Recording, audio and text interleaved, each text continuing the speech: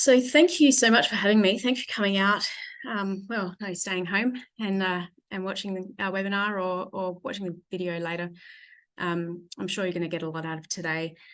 And thanks to SAWIA for hosting, and Ash and Henrik for doing all that background work, not just on this, but in the wine industry. Today, we're talking about using data to design your cellar door for direct consumer sales. So we're going to look at what the data is that you can use to help make decisions. We're going to look at how to interpret that data to understand what will make an impact on your target market. And then we go into some case studies about how that's played out in a couple of projects that we've done recently. So hopefully that's all good with everybody. Please do let me know if there's anything you'd like me to talk about specifically as we go through. So before I start, I just want to give you a little bit more information about us. I'm a director at Studio S2, as Henrik said. We specialise in architecture and interior design to the tourism industry. We shape extraordinary places for tourism, and those are places that are brand-centred. They're unique to you, they help you attract people, and they help you sell more product. We love tourism and we live it. And our goal is to see the wine and tourism industries become even more successful on the world stage. And that's why we're here. For the last 15 years, we partnered with some of Australia's leading tourism operators, helping them shape some extraordinary places. And today, I hope we can start you on that road as well. Over the last 15 years, we've learned quite a lot. We've visited a lot of cellar doors. We've taken a lot of wine tours and visited regions around the globe. We've researched best practice and undertaken study in storytelling and design and planning to further refine that expertise in tourism. So we're going to talk about the data first. That's the heart of our success stories. It gives us the tools for making those key design decisions. And the data I'm talking about is target market. So it's demographic data, but it's also value-based data. So when we talk about demographic, it's things like age and gender. And research is being done that particular demographic groups respond consistently to particular colours or shapes or contexts. And that's very demographic specific. So that's a huge part of the data that we use. And the other half of it is value-based. And value-based value-based markets give you an understanding of what people are doing when they travel, why they're traveling, how they want to challenge themselves, and what kinds of experiences they might like to see, and what kinds of experiences might align with what you would like to do. That will actually involve them more in your brand and more in your place, and connect better with those target markets. And I think it's important to understand why this affects direct to consumer. So what we know is that people interpret the look and a feel of a place the same way they respond to fashion. We assume that you've made a conscious decision to look this way because it's an expression of your personality. It's the same with buildings, and it's the same with places and brands. We also know that humanity assigns personality to everything, and it's astounding to see rocks and cars and places and brands and buildings and all sorts of things get assigned a personality and a character to go with that. And what's really interesting about that is the research is showing that people love places because of those personality traits. So the University of Glasgow put out research only a year or so ago about why people love heritage places, and they looked at what people were saying about them and the sort of terms that they were using. And it was very much an emotional connection to personality traits. So we're using that knowledge really strongly in targeting our markets. So people come to love places and brands. We know that sales are triggered by an emotional decision that's made within 90 seconds of entering. So a lot of the decision whether to buy or not from your cellar door has already been made by the time people get in the door or within 90 seconds of them entering. Not every decision, but a very large majority of those decisions. So if you have people coming in and they've already invested and they've already gone, wow, I want to buy something from here. Much easier to make a sale, and much easier to make a big sale, and much easier to get a long-term investment in your place than if they've already made a decision not to buy it, then you're having to try and change that emotional reaction. We also know that when people stay longer, they get to know the place and the brand better, and they start to assign it that personality. And when that happens, people start bonding with a place and a brand, and you get stronger sales and you get more repeat custom. And finally, we know that individuals from different demographic groups and personality types respond differently, and they make different assumptions based on that cultural background and their experience background. So whatever you do has to feel right for your brand. Otherwise, it's too hard to execute. It's too hard to maintain, and it just ends up inauthentic and lost. So what you choose to do is very much about your target market, but it's also about picking a target market that is real and that makes sense to your brand. So to be successful at this, you really need a good understanding of who that target market is and how they're going to respond to your place. And then you can use the data to create a place that resonates with them. I think it's really worth noting that sometimes people get a bit nervous about being too specific about their target market.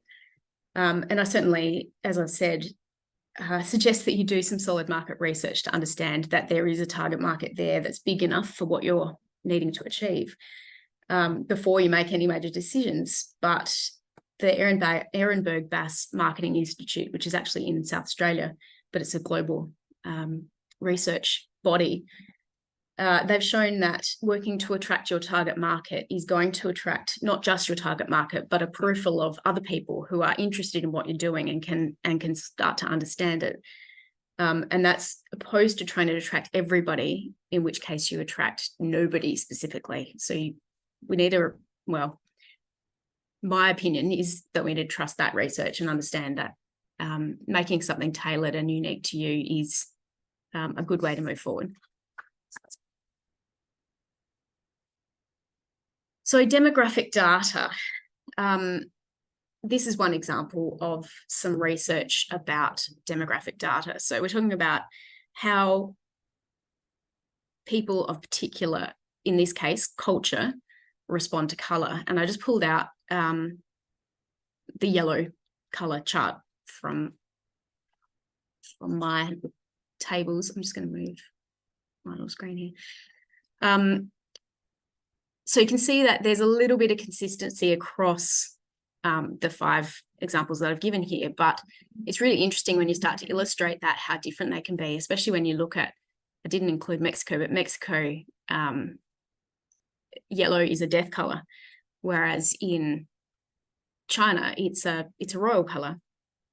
And in Japanese, it's a happiness color, but it's potentially also read to be envy in lots of places. So we've got, and in Australia, we certainly use yellow a lot for warning. So we've got a really interesting thing that we're juggling here to understand who we're trying to attract and who we're actually bouncing off with that same choice. So understanding what those choices actually mean is really, really key. The other one I wanted to show you today is on colour is about the male-female preferences, and there's a lot between age groups, there's a lot between cultures and age groups and male-female and their education levels and all of those sorts of stuff. But this particular one I think is really interesting, that men on the whole across a wide range of cultural backgrounds prefer bright colours and women like soft colours. So if you're looking for a demographic that's a young woman, you're not going to use bright red. The other piece of really interesting information is the way people read space. So there was an experiment where the researchers put some Americans and some Japanese, people of Japanese origin, into the experiment and gave them a picture, I believe it was of cows in a landscape. And they found that the US people in general focused on the subject. So they could identify what it was, and they could detect quite small changes in those focal points. Whereas the people from Japan were much more likely to take in the broader context. So they were able to give more detail about the setting and the image as a whole, but they're less likely to detect differences in the details of the focal point itself. So it suggests that if you've got US travelers, you should be creating more interesting focal points with lots of texture and detail and information, but the context matters less. Whereas if you're looking for Japanese travelers, they're going to be looking at a broader spectrum and less targeted focal points. So you need much more depth and complexity in your environment. And then there's value-based data, and it gives you more qualitative information, but it's giving you the kind of background for the kind of experiences that your visitors might be there for, and the kinds of things that might work well for you in an experience context. I like using personality types. I think we've talked about personality types already this morning, that people associate personality types with brands and buildings very readily.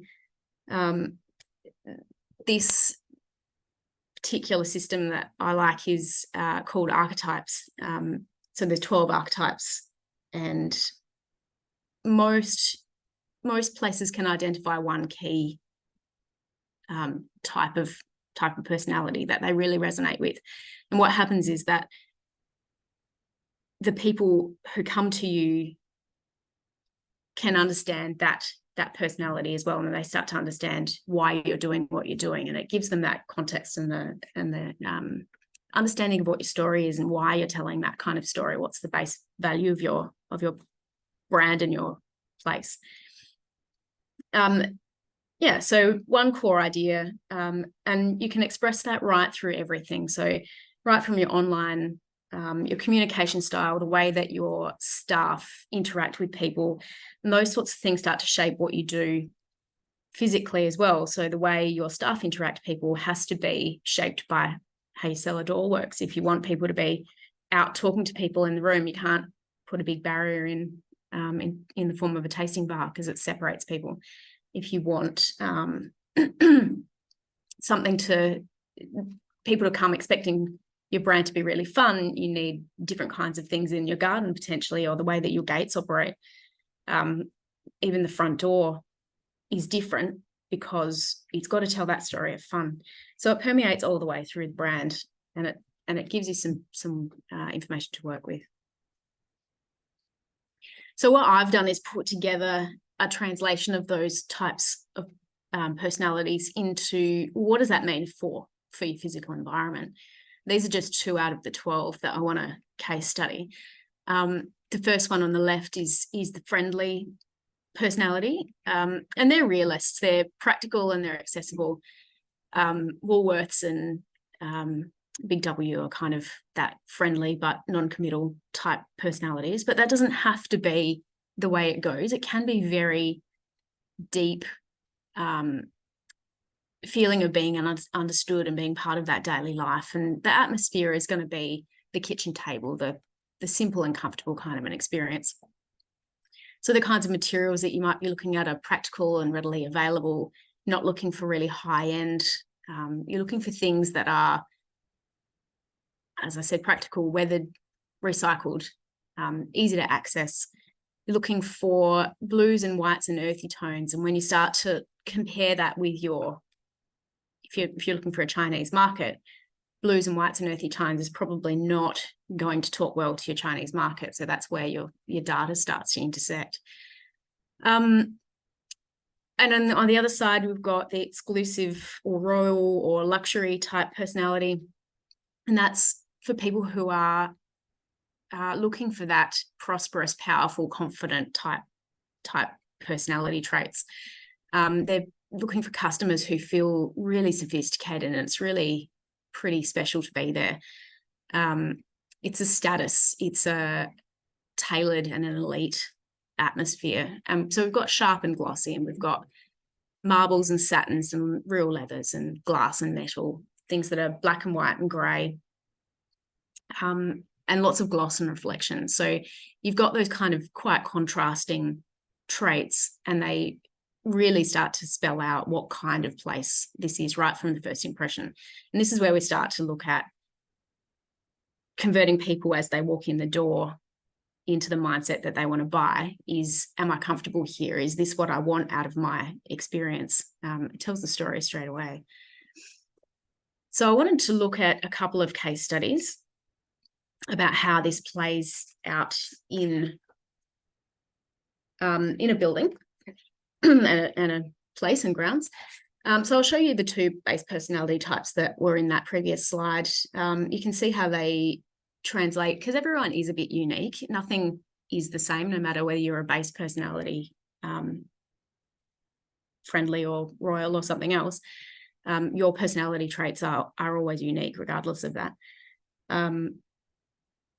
So you can understand, hopefully through these case studies, how the brand and place talks to that personality and talks to those target market parameters that we're looking for, but also how it's quite unique to its own brand. So this one, I've lost some text here. Oh, there we go. This one's a friendly type personality. It's a Anglo-Saxon type market, particularly young couples, and they had a big export market into the US. So we're looking for things that are going to convert Americans into purchasing behaviour. And they've got the friend-based personality profile. And the other bits and pieces that sort of make them unique is that they are a small and intimate brand. They're simple and refined and honest. They're creating their cellar door is creating a gateway into their inner workings of their winery. So when you come into the cellar door, you're faced with the winery. So we were looking at how we convert that into a really interesting experience. So it is protected, and they are protective. It's by invitation, and when you do get an invitation or you do make your booking, you are invited to visit the family in the estate. It is really a welcome to our place kind of experience, but it is a super premium experience as well. So if you've ever been to any of my other talks, and I think I may have done one for SAWIA a couple of years ago, but if not, it's certainly on my website. If you're looking for it, the process that we go through is to storyboard right from the first point of physical contact with your place through to all the experiences that you're going to provide and the exit on the way out, so that we shape those experiences in line with brand. So this one starts at the gate entrance. It comes up, so imagining, understanding that this is an unbuilt site.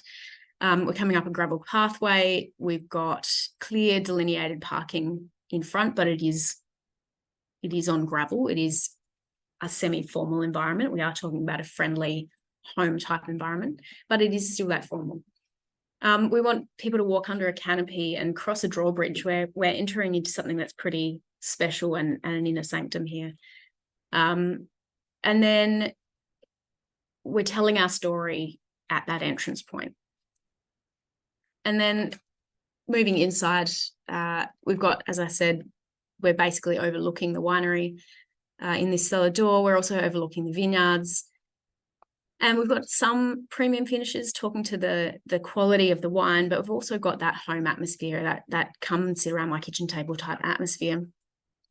And so this one was built 2 or 3 years ago now, and this is the outcome. So the winery is obviously in a shed. So the property, the cellar door was between the two winery sheds.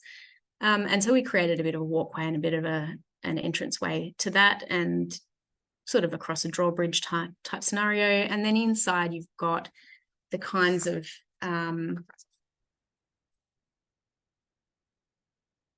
warm, intimate colours, curves, timbers, all the branding, and the warm lighting. When you get there, the staff bring you in to sit at a table. There is no customer service bench. There is no tasting bench in this cellar door. that is making a big statement about being invited into someone's personal space, being able to sit at a table like that. Then the other case study that I wanted to talk about is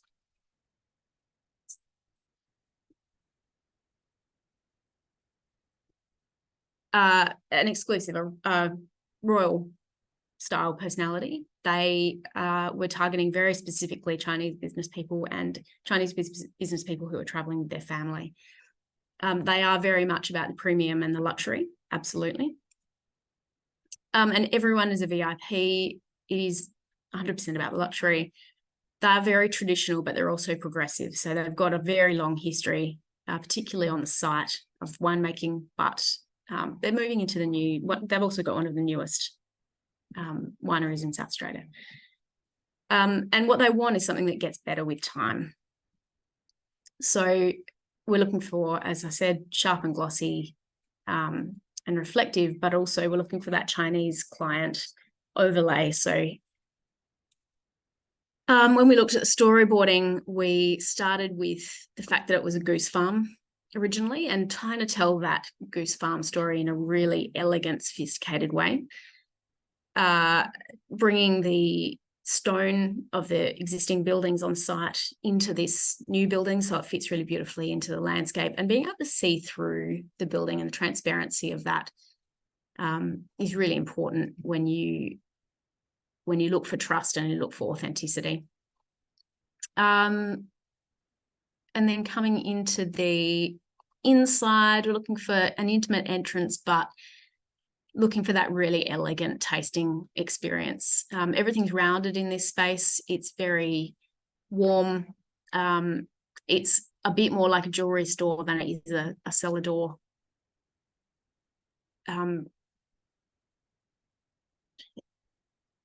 Yeah, so looking at space and materials and finishes that become more beautiful with time. We're looking for opportunities to have small, intimate encounters, so little groupings and intimate spaces. Ability to make future connections into accommodation and into on-site winery buildings. We want to be able to tell the story without too much signage, so it's quite symbolic, because they do know that they're not necessarily English-speaking visitors. We want to create an opportunity to discover the individual uniqueness of each wine. So this is a really stay and get involved in the wine kind of a place. And that expression of premium and quality and the heritage story is really important here. And this is where we landed with this cellar door. So you can see we used some blade walls to enclose spaces and give that individual beauty. Every piece of stone is unique. Creating openings in the walls that allow a glimpse and a temptation that moves you into the next space. There's a series of intimate individual entrances depending on your level of VIP status. The area has a series of sculptures and details that tell that geese and wine and heritage and vineyard story. You enter through big, solid, serious timber doors. The tasting bar, once you're inside, it's rounded, as is all the furniture. And it's also yellows and blues. So the yellows and blues, remember back to the yellow slide, the Chinese sentiment about yellow is it's progressive and impressive. It's the royal type personality. And for Chinese, blue is about high quality.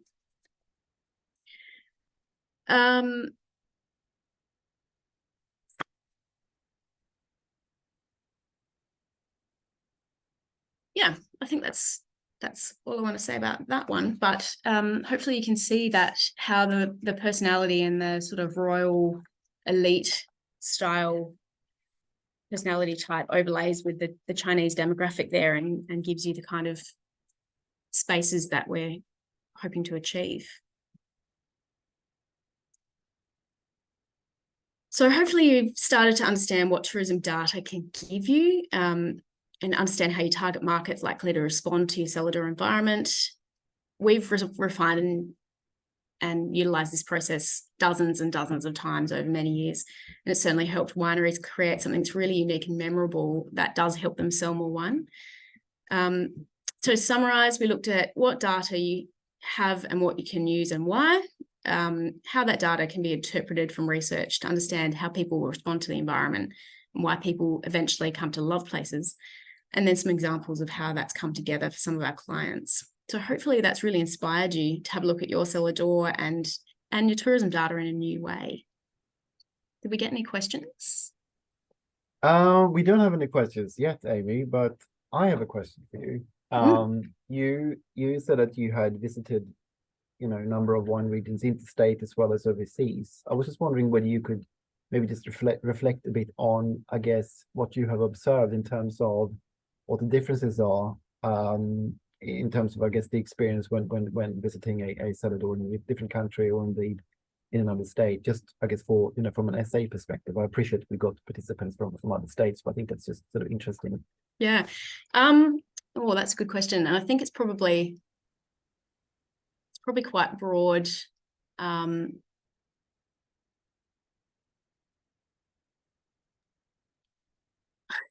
It's a very big question, but so maybe have you observed that there is more of an experience when you come onto a cellar door in a different country or indeed another state, or are we doing things differently in Australia compared to other countries? I certainly target the experiences that I know are different. So I've probably got a little bit of a broad perception of what exists in the world. I think we do have a little bit of a habit of thinking we need to match what else is going on in our region. And I think we've got the capacity in Australia to be much more brave about being who we are and expressing that. And certainly in other parts of the world, they're very, very proud of what they are and who they are and what makes them different. And I think that changes the sentiment about all the kinds of things that you do and you experience in those places, and the amount that you're willing to invest, because they're willing to invest in themselves. I'm not just talking about financially, but they express it in a way that's really convincing. Which is not to say that doesn't happen here. It's just that it certainly happens in other places. Thank you. We do have two questions. One is sort of a follow-up from the one I've asked. Which region in the world is doing the best? Which region?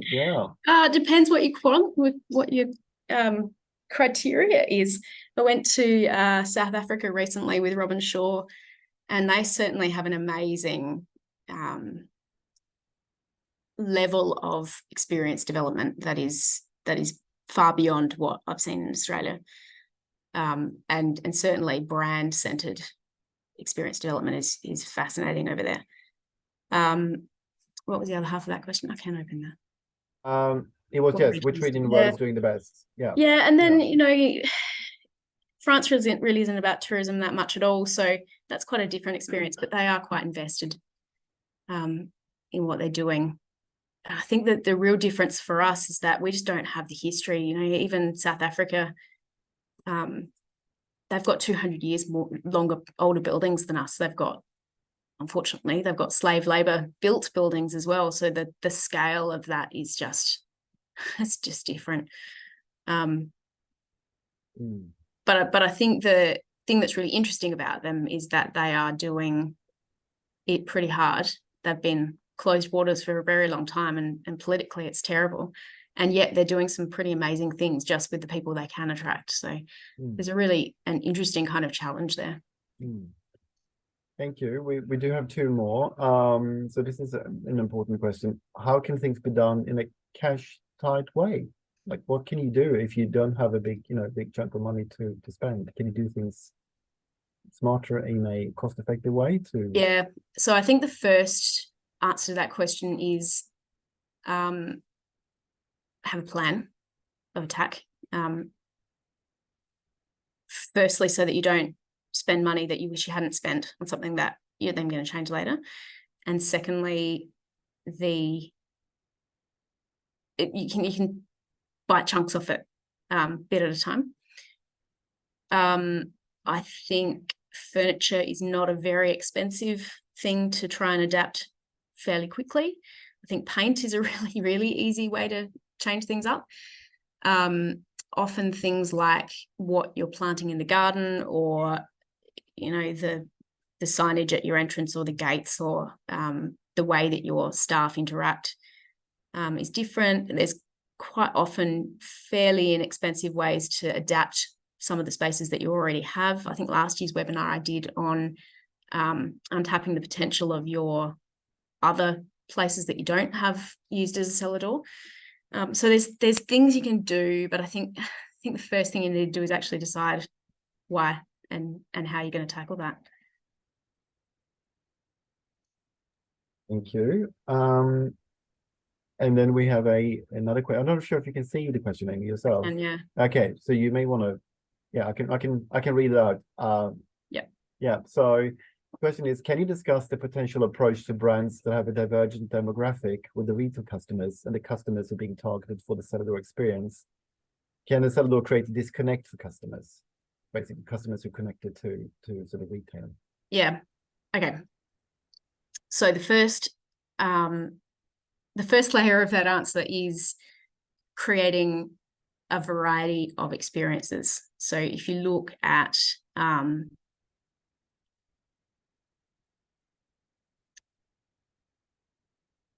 name of the brand's gone off the top of my head now, but even Seppeltsfield as an example, they have their you know, that you can taste your 100-year-old port. That's an experience, but they've also brought that down to a particular type of tour of the grounds. So you can do a heritage tour, or you can do a Segway tour, or you can do a tasting tour, or you can do a food and wine, or you can do a food and wine coffee. So there's lots of branches of experience that talk to different markets and different demographics within that same brand story. But I think it's really important to understand that usually there's a crossover point where everybody's comfortable. I think if we go back to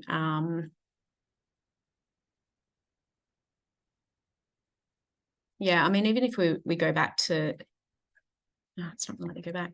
Even if we go back to this one, they're not just they don't have all Chinese people and nobody else. In fact, it's quite a busy local cellar door.